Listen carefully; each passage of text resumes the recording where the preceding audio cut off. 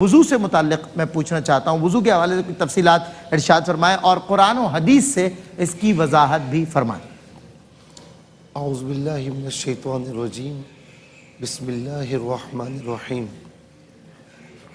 الحمدللہ وحدہ والصلاة والسلام علی من لا نبی بعدہ وعلی کل من صحبہ وتبعہ بإحسان بعدہ۔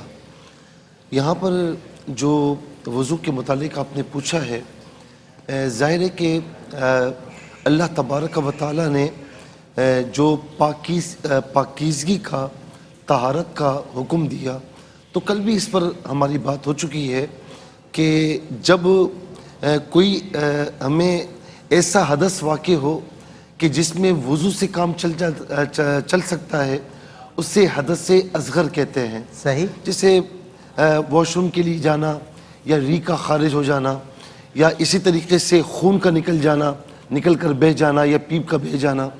اسی طریقے سے جب ایسی ناپاکی جو ہے وہ آ جائے کہ جس میں غسل فرض کے بغیر کام نہ چلتا ہو، اس سے حدث اکبر کہتے ہیں۔ جیسے احتلام کا ہو جانا یا جنبی ہو جانا وغیرہ وغیرہ۔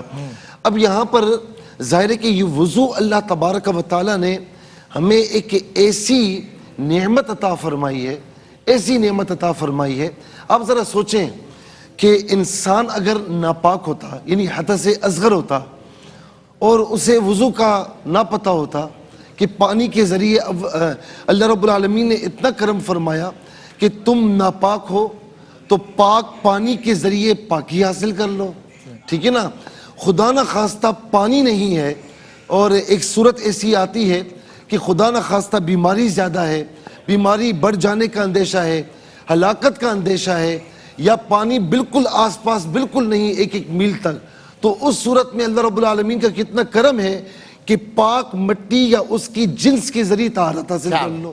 یعنی طہارت کے ایسے بہانے رکھے جہاں تک وضو کا تعلق ہے۔ جی، میں آپ کو صحیح بات بتاؤں کہ آپ مثال کے طور پر ایسے ہی جیسے ہم کہتے ہیں نا کہ نظافت کے لیے نہانا، یا ایسی ٹھنڈک کے لیے نہانا، اور ایک ہوتا ہے وضو کرنا۔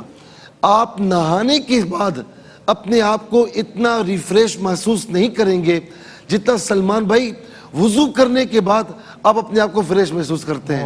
اللہ رب العالمین نے اس میں اتنا کمال رکھا ہے۔ یہ ہے جی جی ایگزیکٹلی آپ صحیح کہہ رہے ہیں۔ آپ کو نیند آ رہی ہے، سست ہو رہے ہیں، اپنے آپ کو عجیب سا چپ چپ محسوس ہو رہی ہے گرمی میں، وضو کر لیں، اللہ رب العالمین آپ کو بالکل فریش فرما دے گا۔ اور یہاں پر آپ دیکھیں کہ حضور نبی کریم علیہ السلام نے کیا فرمایا کہ اے میرے صحابہ یہ بتاؤ کہ کیا تم میں سے کسی کے گھر کے باہر کوئی صاف پانی کی نہر ہو اور کوئی اس میں 5 مرتبہ روزانہ نہائے تو کیا اس کے جسم پر کوئی میل باقی رہے گا؟ اللہ اکبر۔ کہ تو آپ مجھے بتائیں کہ کوئی اگر 5 مرتبہ، یہاں کوئی 1 مرتبہ نہائے تو جسم پر عام طور پر میل باقی نہیں رہتا۔ صحیح بات۔ تو ایسے بھی لوگ ہیں جو نہاتے ہی نہیں ہیں۔ یہ محاذ بنا ہوا ہے، نہانا بھی محاذ بنا۔ نہانا مجھے بڑا مشکل لگتا ہے، ایسے بھی لوگ کہتے ہیں۔ جی جی، جبکہ زیادہ اسمیل آتی ہے۔ لیکن نہانے والے جو ہوتے ہیں وہ سردی ہو گرمی ہو بالکل وہ باقی حاصل کرتے ہیں، نہیں رہ سکتے۔ صحیح۔ تو اب کوئی دن میں 5 مرتبہ نہائے تو اللہ رب العالمین کتنا، یعنی اس کے جسم پر کوئی میل باقی رہے گا؟ صحابہ کرام نے اس کی یا رسول اللہ کیسے رہے گا؟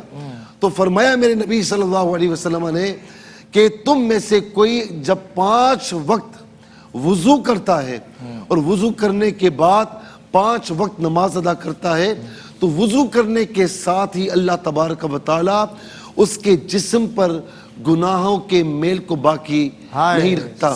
یہاں تک کہ فرمایا مطلب گناہ دھل جاتے ہیں۔ جی جی جی، یہاں تک فرمایا کہ کلی کرتا ہے تو منہ کے میل نکل، یعنی منہ کے گناہ نکل جاتے ہیں، ہاتھ دھوتا ہے تو ہاتھ کے گناہ نکل جاتے ہیں، کونیوں سمیت چہرہ، اس کے علاوہ سر کا مسا، اس کے علاوہ پاؤں کو دھونا، تو جو جو اعضاء دھلتے چلے جاتے ہیں اللہ تبارک و تعالیٰ صرف ان کو ظاہری پاک نہیں فرماتا، گناہوں سے بھی پاک فرماتا۔ بہت خوب مفتی صاحب، بہت خوب، ماشاءاللہ۔